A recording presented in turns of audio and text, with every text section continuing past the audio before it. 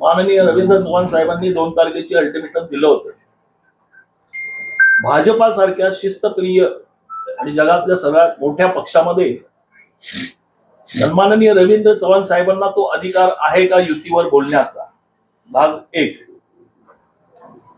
शिवसेना आणि भारतीय जनता पक्ष ही युती नैसर्गिक विचारांवर आधारित युती आहे आणि ही युती सन्माननीय हिंदू हृदय सम्राट वंदनीय बाळासाहेब ठाकरे आणि आदरणीय अटलजी बिहारी वाजपेयी आणि आपले लालकृष्ण अडवाणी अशा या हिंदुत्वाच्या विचारांवर झालेली ही युती आहे, अभेद्य युती आहे.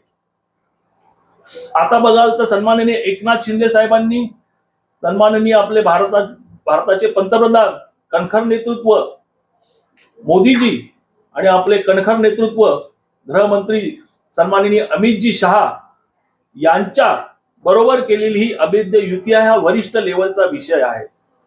या विषयावर बोलण्याची क्षमता ही रवींद्र चव्हाणांची नक्की आहे का? जर असेल तर त्यांनी यावर उत्तर द्यावं, ही अशी आमची शिवसैनिकांची प्राज्वळ भावना आहे.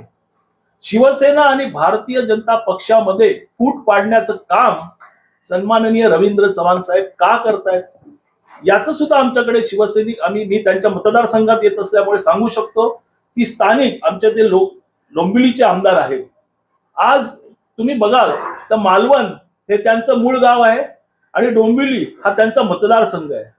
आज दोन्हीकडे ते आग लावायचं काम का करतायत बरं?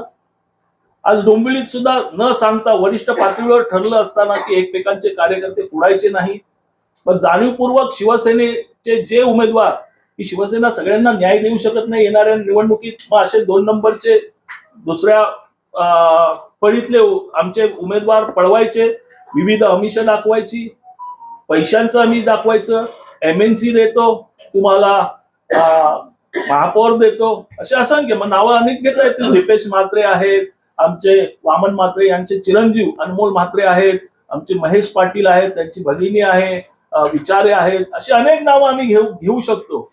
परंतु संयमी नेतृत्व सन्माननीय एकनाथ शिंदे साहेबांनी वरिष्ठ पातळीवरची युती बघून आम्हाला संयम पाळायला सांगितलेला आहे. आमदार साहेबांनी सांगितल्याप्रमाणे आमच्या देखील मागे भाजपचे असंख्य पदाधिकारी आहेत.